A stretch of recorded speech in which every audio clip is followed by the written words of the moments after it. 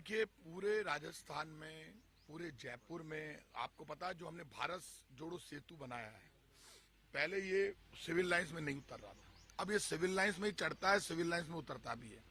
Special लाइटें लगी है, स्पेशल फाउंटेन लगा है, जो भी 22 गोदाम पुलिया से भारत जोड़ो सेतु पे चढ़ता है वहां से आगे उतरता है, ट्रैफिक जाम की समस्या समाप्त हो गई। ये बड़े काम हमने किए।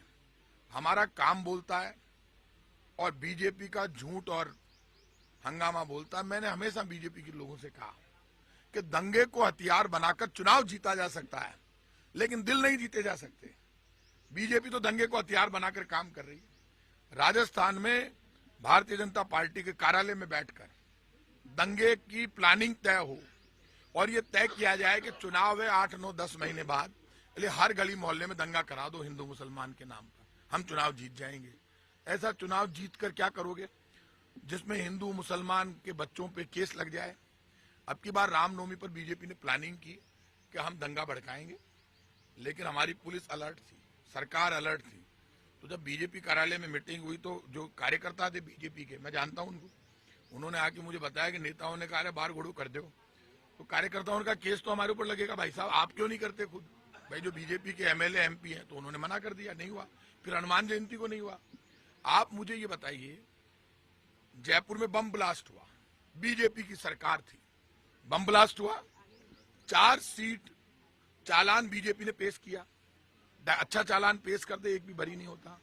अब तो भारतीय जनता पार्टी की सरकार है पूरे हिंदुस्तान में। कानून लाना चाहिए लोकसभा में, बीजेपी कांग्रेस और सब पार्टियों को मिलकर के आतंकवादियों को फांसी पे चढ़ाया जाएगा। कौन मना कर रहा है? भाई साहब, पूरे हिंदुस्तान का राज दे दिया, जान लोगे क्या हमारी बीजेपी के लोगों? फांसी पे चढ़ाओ। भाजपा के नेता उन पीड़ितों से मिलकर परिवार, भाजपा के नेताओं को पीड़ितों से मिलके आए। बीजेपी के राज में ही बम ब्लास्ट हुआ था, बीजेपी की मुख्यमंत्री थी, बीजेपी के मंत्री थे, बीजेपी की सरकार थी। बम ब्लास्ट बीजेपी के टाइम पर हुआ, तब भी तो वो उनसे तब क्यों नहीं मिले? आज वो कितने साल हो गए, 8, 9 साल बाद, 13 साल बाद, 13 साल बाद बीजेपी वाले बम ब्लास्ट पीड़ितों के परिवारों से मिलने जा रहे हैं। 13 साल बाद। तो 13 साल बाद ये राजेंद्र राठौड़ 6 फुट 2 इंच, ये सीपी जोशी, बाढ़ सारा उड़ गया, के बाद आयो याद 13 साल बाद जयपुर का बम ब्लास्ट का पीड़ित। हम तो तभी मिल लिए थे 13 साल पहले ही, और एक एक के घर गए थे हम तो विपक्ष में थे, तब इनकी मुख्यमंत्री थे, राजेंद्र राठौड़ मंत्री थे। ये नीयत अच्छी रखो बीजेपी के लोगों। जयपुर में दंगा भड़काने की कोशिश करोगे, कामयाब नहीं होने दूंगा। ये जयपुर हमारा है, जयपुर का बेटा हूं मैं। बीजेपी जयपुर में दंगे भड़काना चाहती है, तो जयपुर के लोगों से अपील करूंगा, इन बीजेपी के लोगों से सावधान रहो।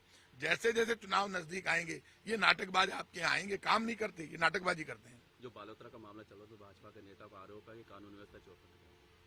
क्या कह रहे हैं? बालोतरा के मामले में कानून व्यवस्था चौपट है। एक बात मुझे बताइए, राजस्थान में अपराधियों को सरकार सख्ती से निपट रही है, कानून व्यवस्था कंट्रोल में लाए।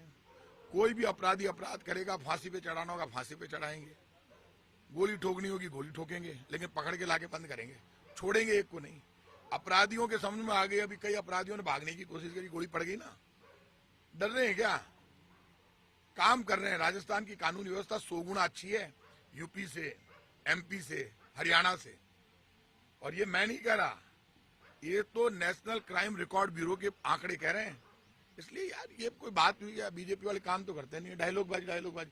अब तो बीजेपी वाले जैसे जैसे चुनाव नजदीक आएंगे ना, बहुत निकलेंगे, लेकिन अब दुकान नहीं चलेगी। दुकान की पोल खुल गई बीजेपी की दुकान की।